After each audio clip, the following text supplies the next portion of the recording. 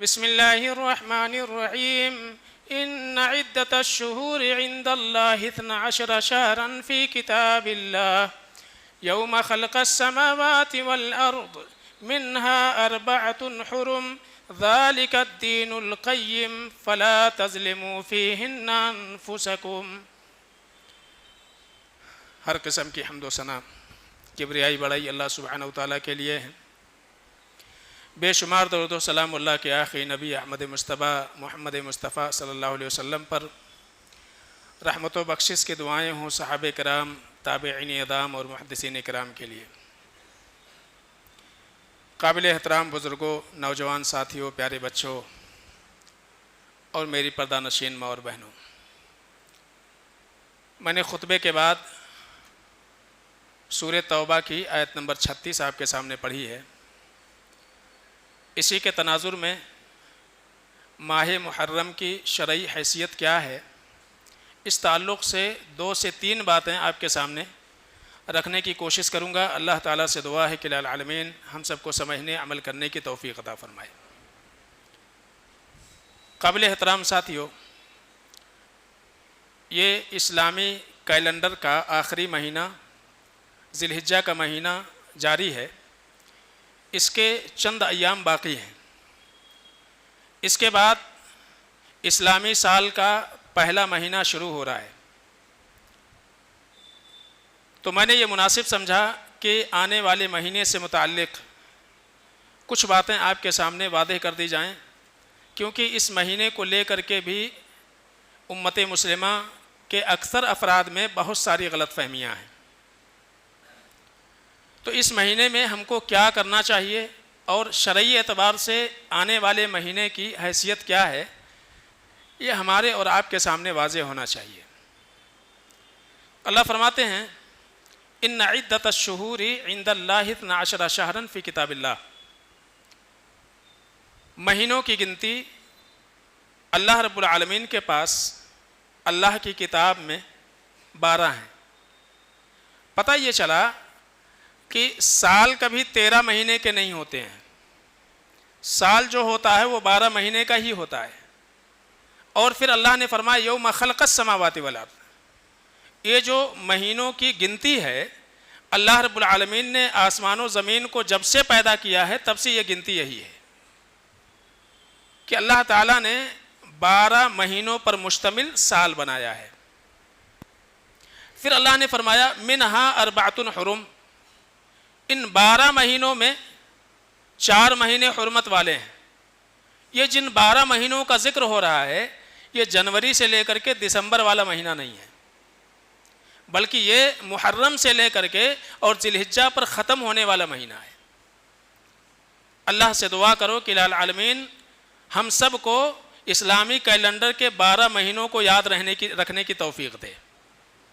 جنوری سے لے کر کے فروری تک تو ہم کو یاد ہے، بلکہ ایک چھوٹا بچہ بھی اس کو فر سنائے گا، لیکن اگر یہ کہا جائے کہ محرم سے لے کر کے ذی الحجہ تک کے مہینوں کا نام بتاؤ، اٹک جاتے ہیں، بلکہ ہمارے بڑے بڑے نوجوان بھی اٹک جائیں گے اس میں، جبکہ ہمارے عبادتوں کا انحصار انہی مہینوں کے اوپر ہے، لیکن چند مہینے ہی ہم کو یاد رہتے ہیں۔ یہ محرم آئے گا تو یاد رہے گا، یہ پھر ربیع الاول آئے گا تو یاد ہوگا، ذی الحجہ چونکہ قربانی کا مہینہ ہوتا ہے اس لیے یاد رہتا ہے، رمضان میں روزے رکھتے ہیں اور اس کے بعد رمضان ختم ہوا تو پہلے دن عید ہوتی ہے، تو یہ چیزیں یاد رہتی ہیں۔ لیکن باقی جو مہینے ہیں بہت کم لوگ اس کو یاد رکھتے ہیں، اللہ تعالیٰ اس کی توفیق دے۔ تو اللہ نے فرمایا منہا 4 حرم، یہ جو 12 مہینے ہیں اس میں سے 4 مہینے حرمت والے مہینے اللہ نے قرار دیے۔ قرآن میں وہ 4 مہینے کون سے ہیں اللہ تعالیٰ نے کہیں بیان نہیں کیا ہے۔ اللہ کے رسول صلی اللہ علیہ وسلم قرآن کی تفسیر کے لیے، اس کی وضاحت کے لیے بھیجے گئے تھے، تو اللہ کے نبی صلی اللہ علیہ وسلم نے وہ 4 مہینے حرمت والے کون سے ہیں اس کو بیان کیا ہے۔ حضرت عبد الرحمن بن ابی بکرہ رضی اللہ تعالیٰ عنہ، انہوں نے اللہ کے رسول صلی اللہ علیہ وسلم کے حوالے سے وہ 4 مہینے بیان کیے۔ اللہ کے رسول صلی اللہ علیہ وسلم نے کہا کہ 3 مہینے جو ہیں حرمت والے وہ لگاتار ہیں، 3 متوالیات، 3 مہینے لگاتار ہیں۔ ذوالقعدہ یعنی عربی سال کا 11واں مہینہ، ذوالحجہ جو یہ مہینہ جاری ہے 12واں مہینہ، اور اس کے بعد اب نیا سال شروع ہوگا محرم کے مہینے سے، تو محرم یہ تیسرا مہینہ ہے، تو 11واں مہینہ ذی القعدہ، 12واں مہینہ ذی الحجہ، اور پہلا مہینہ سال کا، اسلامی سال کا پہلا مہینہ محرم، یہ 3 مہینے لگاتار یہ حرمت والے مہینے ہیں۔ اور اس کے بعد بیچ میں ایک مہینہ رجب کا جو مہینہ ہے وہ اللہ تعالیٰ نے حرمت والا مہینہ قرار دیا، رجب کے مہینے کو حرمت والا مہینہ قرار دیا۔ حرمت والے یا منہا اربعۃ حرم، حرمت والا مہینہ، اس سے کیا مراد ہے؟ حرمت والا مہینہ اس سے مراد یہ ہے کہ اس میں قتل و قتال کرنا، لڑائی جھگڑا کرنا، ظلم کرنا، لوٹ مار مچانا یہ حرام ہے، اللہ تعالیٰ نے یہ پہلے سے حرام کیا ہوا ہے۔ یہ معنی ہے حرمت والوں کا، حرمت والے مہینے کا، تو اللہ تعالیٰ نے اس میں حرام کیا ہوا ہے۔ اور اس کی حرمت کی اہمیت جو ہے وہ زمانے جاہلیت میں مشرکین بھی سمجھتے تھے کہ اس مہینے میں لڑائی جھگڑے سے وہ اجتناب کیا کرتے تھے۔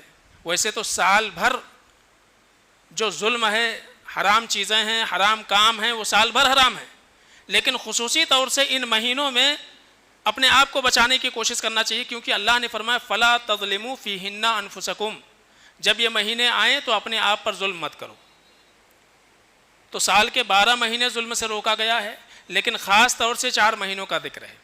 اس کے پیچھے حکمت کیا ہے کہ اللہ تعالیٰ نے 12 مہینوں میں سے 4 مہینے کو چنا، اس میں رمضان ہے نہیں، شعبان بھی نہیں ہے، تو یہ 4 مہینے جو اللہ نے چنے اس کے پیچھے حکمت کیا ہے؟ علامہ ابن کثیر رحمۃ اللہ علیہ نے سلف کے حوالے سے بڑی پیاری بات لکھی ہے۔ انہوں نے کہا کہ دیکھو، ذی الحجہ کا جو مہینہ ہے وہ حج کا مہینہ ہے، اور چونکہ عرب ایک قبائلی زندگی گزارتے تھے، عرب لوگ ایک قبائلی زندگی گزارتے تھے، اور ان کے زندگی کا گزران یہ لوٹ مار اور چوری چکاری پر ہوتا تھا، یہ زیادہ تر عرب قبائل کا یہی معاملہ تھا۔ تو اب مسئلہ یہ ہے کہ ایک آدمی اگر دور سے سفر کر کے حج کے لیے آنا چاہے تو راستے میں لٹ جائے، اس کی جان محفوظ نہیں، اس کا مال محفوظ نہیں، تو اللہ تعالیٰ نے چونکہ ذی الحجہ کے مہینے میں حج ہوتا تھا، اس لیے حج سے پہلے والا ایک مہینہ ذی القعدہ کا مہینہ حرمت والا قرار، لڑائی جھگڑا بند، اب لوٹ مار نہیں کر سکتے، تاکہ ایک انسان جو حج کا ارادہ کرنا چاہے وہ دنیا کے کسی بھی کونے میں ہو، وہ سفر کر کے مکہ امن و امان کے ساتھ پہنچ سکے۔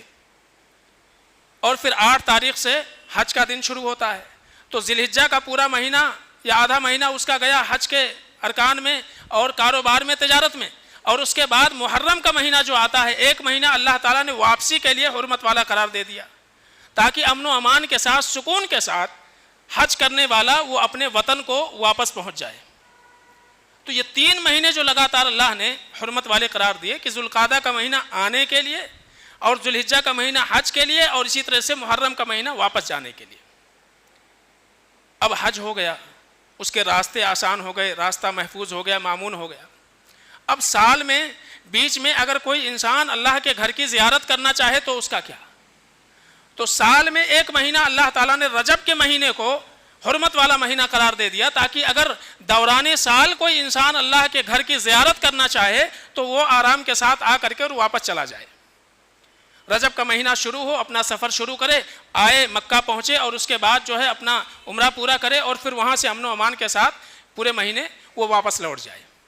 تو یہ ہے دراصل مقصد کہ اللہ تعالیٰ نے یہ 4 مہینے حرمت والے مہینے قرار دیے، تاکہ اس میں لڑائی جھگڑا نہ ہو، اور خانہ کعبہ کی زیارت جو ہے آسانی کے ساتھ لوگوں کے لیے جو ہے مہیا ہو جائے، اور اس میں کوئی رکاوٹ پیدا نہ ہو۔ تو یہ حکمت تھی کہ اللہ تعالیٰ نے 4 مہینے حرمت والے کیوں بنائے۔ انہی میں سے یہ مہینہ ہے جو آنے والا مہینہ ہے، محرم الحرام کا مہینہ۔ یہ اسلامی کیلنڈر کا پہلا سال ہے، یہاں سے جو ہے ہمارا سال شروع ہوتا ہے، نیا سال شروع ہوتا ہے۔ تو 31 منانے والے تو بہت سارے ہیں، لیکن یہ جو مہینہ ہے بڑے افسوس کے ساتھ کہنا پڑتا ہے کہ دیگر مذاہب کے لوگ جب ان کا سال شروع ہوتا ہے تو وہ رات ہی سے جب سے شروع ہوتا ہے وہ ان کے لیے خوشی کا دن ہوتا ہے، اس کو خوشیوں کے ساتھ اس سال کا استقبال کرتے ہیں۔ لیکن یہ کہا جائے کہ دشمنوں کی چال کے شکار امت مسلمہ ہو گئی، اور اس طرح سے ہمارے سال کا جو آغاز ہوا وہ نوحہ اور ماتم سے شروع ہو گیا۔ کہ ہمارے لیے، حالانکہ یہ کیا تھا، یہ مہینہ خوشی کا مہینہ تھا، لیکن دشمنوں نے اس کو ماتم کے رنگ میں رنگ دیا. تو ہمارا سال ہی کہاں سے شروع ہو رہا ہے؟ ماتم سے شروع ہو رہا ہے. یہ لوگوں نے رنگا ہے، حالانکہ یہ ماتم نہیں ہے. آپ تاریخی پس منظر اگر اس کا دیکھیں گے تو یقیناً یہ مہینہ ہمارے لیے خوشی کا مہینہ ہے. کیسے خوشی کا مہینہ ہے؟ فرعون اور حضرت موسیٰ علیہ السلام کا واقعہ اللہ تعالیٰ نے قرآن میں جا بجا بالتفصیل بیان کیا ہے.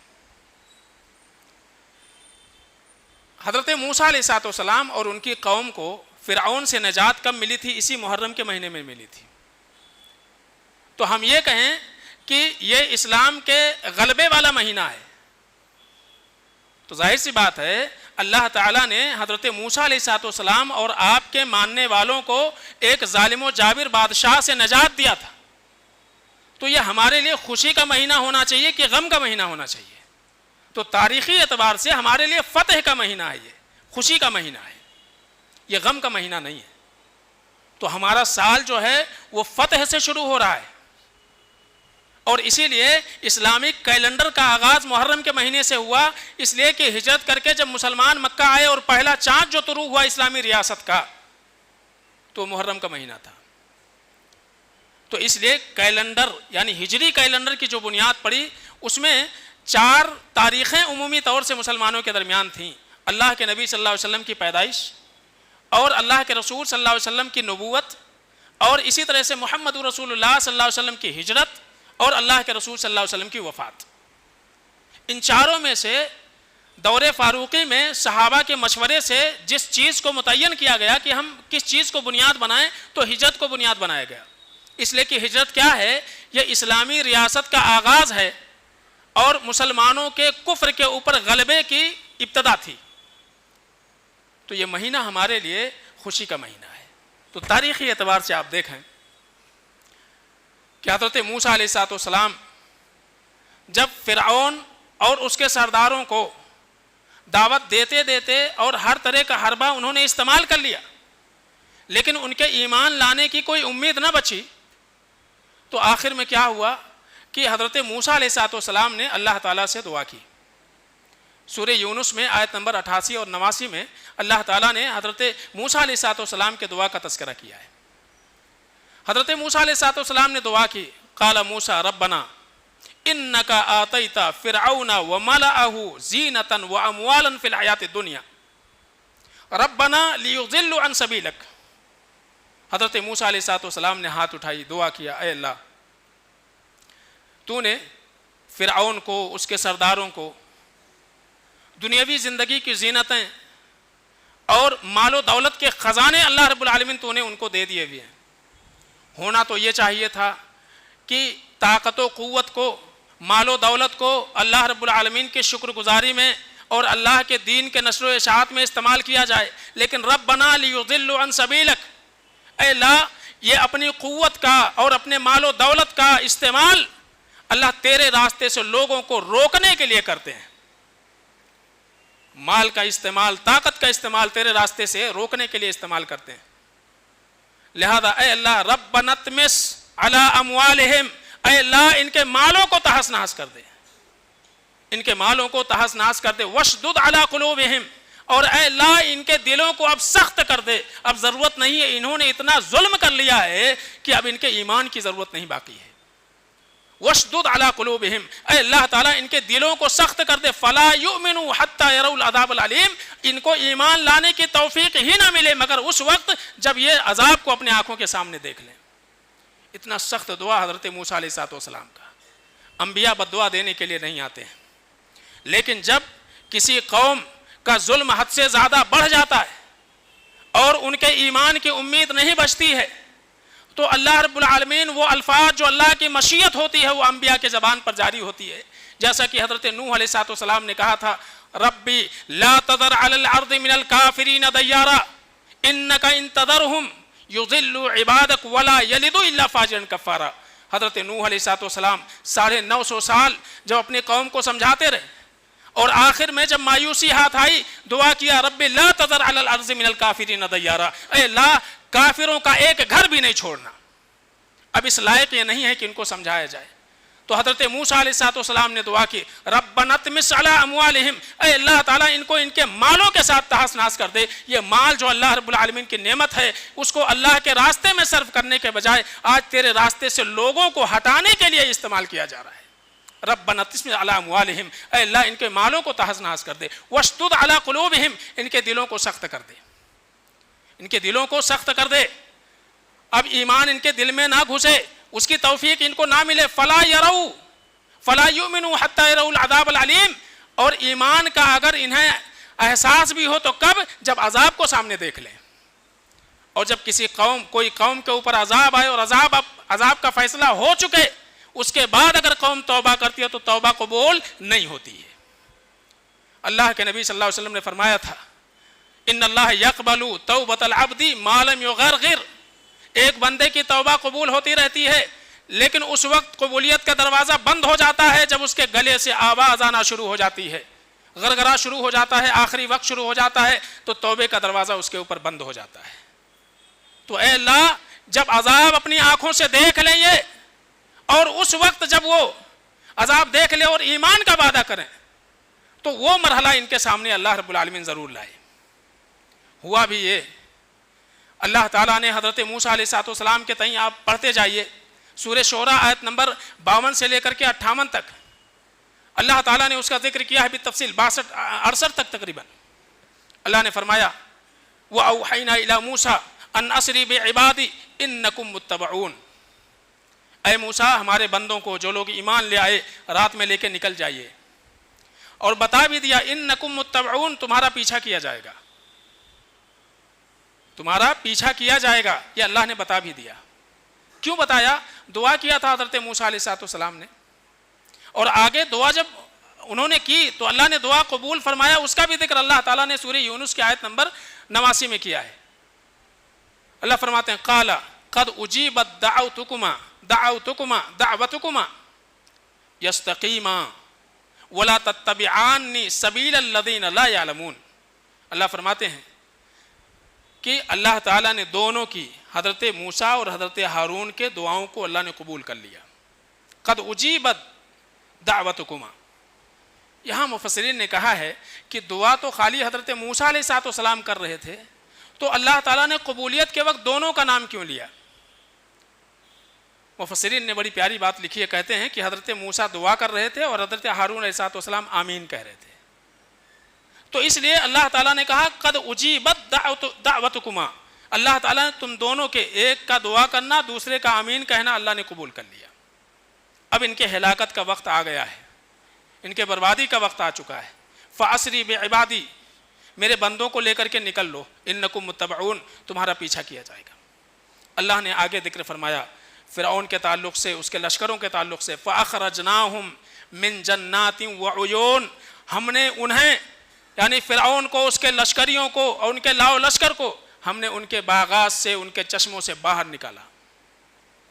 وَكُنُوزٍ وَمَقَامٍ كَرِيمٍ، ان خزانوں سے جو انہوں نے جمع کیا تھا، وہ عہدہ، وہ منصب، وہ گھر، ان سے ہم نے ان کو باہر نکالا. وَأَنْجَيْنَاهُ مُوسَىٰ وَمَن مَّعَهُ أَجْمَعِينَ. حضرت موسیٰ علیہ السلام اور ان کے ساتھ میں جو بھی ایمان لانے والے تھے سب کو ہم نے بچا لیا. ثُمَّ أَغْرَقْنَا الْآخِرِينَ. اور یہ جو پیچھے پیچھے آ رہے تھے ہم نے ان کو ڈبو کے مار ڈالا. تو ظلم جب حد سے بڑھتا ہے، اگر کوئی دشمن کتنا بھی طاقتور ہو، سپر پاور ہو، اور مقابلے کی طاقت آپ کے اندر نہیں ہے، ایک ہتھیار ایک مسلمان کے لیے سب سے بڑا کارگر ہتھیار ہے، وہ ہے دعا. یہاں حضرت موسیٰ علیہ السلام نے مقابلہ نہیں کیا فرعون کا، کیوں؟ معلوم تھا مقابلے میں ہم جیت نہیں سکتے ہیں، یہ طاقتور ہے، حکومت ان کے ہاتھ میں ہے، ان سے لڑنا ممکن نہیں ہے. تو ایک ہتھیار تھا اس وقت حضرت موسیٰ علیہ السلام کے پاس، وہ تھی دعا کی طاقت. تو دشمن کتنا بھی طاقتور ہو، جب دنیاوی وسائل آپ کے سامنے نہ ہو کہ جس سے آپ ان کا مقابلہ کر سکیں، کسی ظالم کو اس کے ظلم سے روک سکیں، ایک ہتھیار جو کمزوروں کا سب سے بڑا طاقتور ہتھیار ہے وہ دعا ہے، جو حضرت موسیٰ علیہ السلام نے کیا. دعا کریں، اللہ تعالیٰ حکومتوں کی حکومتیں ختم ہو جائیں گی.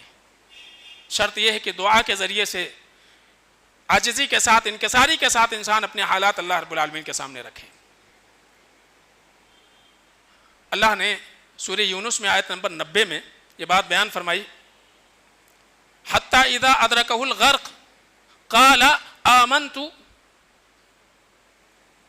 اس نے کہا آمنت انہ لا الہ الا الذی آمنت بہ بنو اسرائیل، کہ فرعون جب ڈوبنے لگا، ڈوبتے وقت اس نے کہا کہ اب میں ایمان لاتا ہوں اس ذات پر جس ذات پر بنو اسرائیل ایمان لائے تھے۔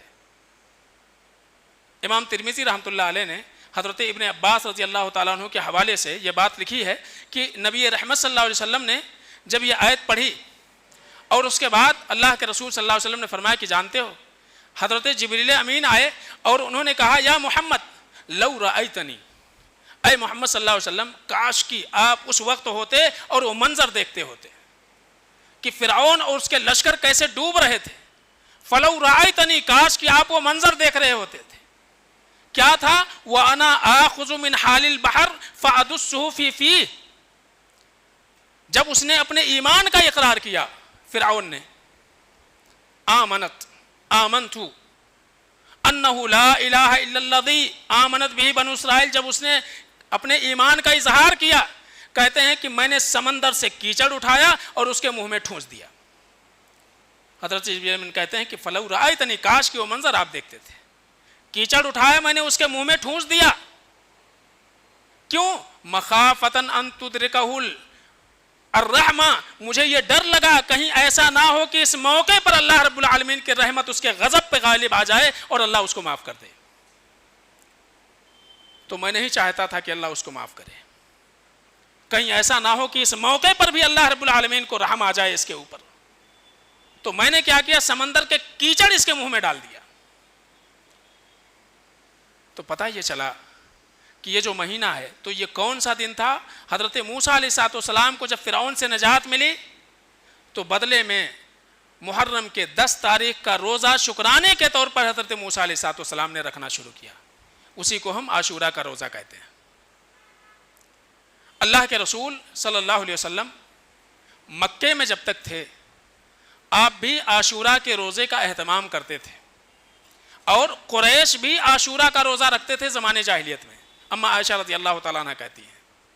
تو عاشورے کے روزے کا اہتمام اللہ کے نبی نے خود کیا، اور پھر جو ہے مکے میں آپ کرتے رہے، لیکن آپ نے کسی کو حکم نہیں دیا، جو ایمان لانے والے تھے آپ نے اہل ایمان کو حکم نہیں دیا۔ لیکن جب مدینہ میں ہجرت کر کے آئے اللہ کے رسول صلی اللہ علیہ وسلم اور آپ نے دیکھا کہ یہود روزہ رکھ رہے ہیں، تو آپ نے پوچھا کہ کیوں رکھ رہے ہو؟ تو انہوں نے یہی بات کہی کہ ہمارے لیے بہت ہی اہم دن ہے، اس لیے کہ حضرت موسیٰ علیہ السلام اور ان پر ایمان لانے والوں کو اللہ تعالیٰ نے اس دن نجات دی تھی، تو حضرت موسیٰ علیہ السلام نے شکرانے کے طور پر روزہ رکھا تھا، اس لیے ہم بھی روزہ رکھ رہے ہیں۔ تب اللہ کے رسول صلی اللہ علیہ وسلم نے، ربیع بنت معوذ رضی اللہ تعالیٰ عنہ کہتی ہیں کہ اللہ کے رسول صلی اللہ علیہ وسلم نے اس دن صبح کا وقت تھا، اللہ کے رسول صلی اللہ علیہ وسلم نے پورے مدینہ میں ایک آدمی بھیجا اور اعلان کرنے کو لگایا کہ جس نے ابھی تک کچھ کھایا پیا ہے نہیں آئے تو وہ نہ کھائے پیے۔ تو عاشورہ کے روزے رکھنے کا اہتمام کیا جائے، یہ اللہ کے نبی صلی اللہ علیہ وسلم نے حکم دیا۔ کب؟ مدینہ میں آنے کے بعد۔ تو 10 محرم کا روزہ اللہ کے رسول صلی اللہ علیہ وسلم رکھتے رہے، اور یہ سلسلہ چلتا رہا یہاں تک کہ جو ہے اللہ کے نبی صلی اللہ علیہ وسلم کے زندگی کے آخری مرحلے میں جب یہود اور نصارہ کو جزیرۃ العرب سے باہر نکالنے کا ارادہ اللہ کے رسول صلی اللہ علیہ وسلم نے کیا، اور خاص طور سے ہر معاملے میں اللہ کے نبی صلی اللہ علیہ وسلم کو یہود و نصارہ کی مخالفت کی تعلیم ملی، تو حضرت عبداللہ ابن عباس رضی اللہ تعالیٰ عنہ نے یاد دلایا کہ اللہ کے رسول صلی اللہ علیہ وسلم ایک چیز میں تو ہماری موافقت پائی جاتی ہے، کس میں؟ عاشورہ کا روزہ، وہ بھی اس کا بھی اہتمام کرتے ہیں، ہم بھی اسی دن کا اہتمام کرتے ہیں۔ تو اللہ کے رسول صلی اللہ علیہ وسلم نے کہا کہ فَإِن كَانَ الْعَامُ الْمُقْبِلُ إِنْ شَاءَ اللَّهُ سُمْنَ التَّاسِعَ، کہ اگلا سال جو آئے گا انشاءاللہ تو اس دن ہم ساتھ میں 9 تاریخ کا بھی روزہ رکھیں گے۔ یعنی اللہ کے رسول صلی اللہ علیہ وسلم پورے یعنی زمانے مکی زندگی میں بھی اور مدنی زندگی میں بھی اللہ کے نبی صلی اللہ علیہ وسلم 10 محرم کا روزہ رکھتے تھے، اور 10ویں سال یعنی جس سال اللہ کے رسول صلی اللہ علیہ وسلم کا انتقال ہوا اس سال آپ نے ارادہ کیا کہ 9 تاریخ کا بھی ہم روزہ رکھیں گے۔ اس سے ایک بات کھل کر کے سامنے آتی ہے، بہت سارے لوگوں کو اس بات کی غلط فہمی ہو گئی کہ اللہ کے رسول صلی اللہ علیہ وسلم نے کہا تھا کہ افضل الصیام بعد شہر رمضان شہر اللہ المحرم، کہ رمضان کے بعد سب سے زیادہ افضل روزہ یہ محرم کا روزہ ہے یا محرم کے مہینے کا روزہ ہے۔ اس سے کئی سارے لوگوں کو غلط فہمی لگی کہ 1 تاریخ سے لے کر کے 10 تاریخ کا محرم کا روزہ رکھنا چاہیے۔ اللہ کے رسول صلی اللہ علیہ وسلم کا جو عمل ہے اس سے یہ ملتا ہے کہ اللہ کے نبی صلی اللہ علیہ وسلم نے صرف 1 دن کا روزہ رکھا ہے۔ کون سے؟ 10 تاریخ کا۔ اگر آپ 1 سے لے کے 10 تک رکھتے ہوتے تھے، اس کا اہتمام کرتے تھے، تو یہ کہنے کا کیا مطلب ہے کہ اگلے سال سے 9 کا بھی روزہ رکھیں گے؟ یا اسی طرح سے پورے مہینے کو افضل سمجھ کر کے اللہ کے نبی صلی اللہ علیہ وسلم اگر روزہ رکھتے تھے تو پھر یہ کہنے کی ضرورت ہی نہیں تھی کہ 9-10 کا روزہ رکھو۔ صحابہ بھی آپ کو دیکھتے تھے رکھتے تھے۔ تو اس سے پتہ یہ چلتا ہے کہ اللہ کے رسول صلی اللہ علیہ وسلم کا جو عمل ہے وہ محرم میں صرف 1 روزے کا ہے، 1 روزے کا ہے۔ آپ نے مہینے کو افضل قرار دیا، اپنی جگہ پر ہے۔ آپ دیکھیے کہ ذی الحجہ کے مہینے کے تعلق سے اللہ کے نبی صلی اللہ علیہ وسلم نے کہا کہ اس میں کیے گئے اعمال اللہ کو بہت زیادہ محبوب ہیں۔ تو اللہ کے نبی صلی اللہ علیہ وسلم سے کیا ملتا ہے؟ کان رسول اللہ صلی اللہ علیہ وسلم یصوم 9 ذی الحجہ، 1 تاریخ سے لے کے 9 تاریخ تک اللہ کے نبی صلی اللہ علیہ وسلم روزے رکھتے تھے۔ شعبان کے تعلق سے اللہ کے نبی صلی اللہ علیہ وسلم نے بیان فرمایا کہ شعبان میں جو ہے اللہ رب العالمین کے پاس بندوں کے اعمال پہنچائے جاتے ہیں۔ تو اماں عائشہ کہتی ہیں کہ ما رأیتہ اکثر منہ صیاما من شعبان، کہ اللہ کے نبی صلی اللہ علیہ وسلم کو شعبان سے زیادہ اکثر دنوں میں روزہ رکھتے ہوئے کسی اور مہینے میں نہیں دیکھا رمضان کے بعد۔ تو اللہ کے رسول صلی اللہ علیہ وسلم سے ملتا ہے کہ شعبان کے مہینے میں آپ اکثر دنوں کا روزہ رکھتے تھے، لیکن محرم کے مہینے کے تعلق سے اللہ کے نبی صلی اللہ علیہ وسلم سے یہ کہیں نہیں ملتا ہے کہ آپ نے 1 روزے سے زیادہ اللہ کے رسول صلی اللہ علیہ وسلم نے روزہ رکھا ہو۔ تو آپ نے 1 دن کا روزہ رکھا، تو افضلیت آپ نے کہا کہ، لیکن آپ صلی اللہ علیہ وسلم کا عمل اس تعلق سے نہیں ملتا ہے، اور نہ ہی صحابہ کا عمل ملتا ہے کہ محرم کے دنوں میں 1 تاریخ سے لے کے 10 تاریخ تک یا اسی طرح سے اکثر دنوں کا نفلی روزہ اللہ کے نبی صلی اللہ علیہ وسلم نے رکھا ہو یا اس کا اہتمام کیا ہو، یہ چیزیں نہیں ملتی ہیں۔ تو یہ بات جو ہے اہل علم نے بیان کیا ہوا ہے کہ آپ نے افضل کہا ہے تو کوئی نفلی روزہ رکھے کوئی حرج نہیں ہے، لیکن اللہ کے رسول صلی اللہ علیہ وسلم کا عمل اس تعلق سے بالکل نہیں ملتا ہے، یاد رکھیے۔ اللہ کے رسول صلی اللہ علیہ وسلم نے 1 دن کے روزے کا اہتمام کیا ہے، اور آپ سے پوچھا گیا تو آپ نے کہا یکفر السنۃ الماضیہ، جو سال گزر گیا اس سال کے صغیرہ گناہ اللہ تعالیٰ معاف کر دے گا۔ تو کس وجہ سے؟ 1 روزہ رکھنے کی وجہ سے۔ تو جب عبداللہ ابن عباس رضی اللہ تعالیٰ عنہ نے، چونکہ اللہ کے نبی نے 9 تاریخ کے روزے کا ارادہ کیا تھا لیکن اگلا سال آیا تو اللہ کے رسول صلی اللہ علیہ وسلم کا انتقال ہو گیا، تو عبداللہ ابن عباس رضی اللہ تعالیٰ عنہ نے کہا کہ خالف الیہود، کہ اے لوگو یہودیوں کی مخالفت کرو، کیونکہ اللہ کے نبی نے یہودیوں کی مخالفت کرنے کا ارادہ کیا تھا لیکن آپ کی حیات نہ رہی، تو خالف الیہود، یہودیوں کی مخالفت کرو، صوموا التاسع والعاشرہ، لہذا 9 اور 10 دونوں کا روزہ رکھو۔ یہ عبداللہ ابن عباس رضی اللہ تعالیٰ عنہ نے بیان کیا۔ تو پتہ یہ چلا کہ اس مہینے کی جو شرعی حیثیت ہے وہ یہ ہے، تاریخی اعتبار سے ہم کو بات سمجھ میں آ گئی۔ شرعی حیثیت یہ ہے کہ اللہ کے رسول صلی اللہ علیہ وسلم اس کے 10 تاریخ کا روزہ اللہ کے رسول صلی اللہ علیہ وسلم نے رکھا، اور اسی طرح سے 9 تاریخ کے روزے رکھنے کا ارادہ فرمایا، لیکن اللہ کے رسول صلی اللہ علیہ وسلم اس دنیا سے چلے گئے۔ تو چونکہ آپ نے ارادہ کیا تھا اس لیے مشروع یہ ہے کہ 9 تاریخ اور 10 تاریخ دونوں کا روزہ رکھا جائے، اور اس کا فائدہ کیا ہے؟ 1 سال کے صغیرہ گناہ اللہ تعالیٰ معاف کر دیتا ہے۔ تو یہ ہے اس کی شرعی حیثیت، باقی کچھ نہیں، باقی اس مہینے کی اور کوئی حیثیت نہیں ہے۔ اور یہ تعلق سے میں نے واضح کر دیا کہ اللہ کے رسول صلی اللہ علیہ وسلم کا محرم کے مہینے میں 1 روزے کے علاوہ اور روزہ رکھنا اللہ کے رسول صلی اللہ علیہ وسلم کی زندگی میں نہیں ملتا ہے، یہ چیزیں نہیں ملتی ہیں۔ تو یہ اس کی شرعی حیثیت ہے۔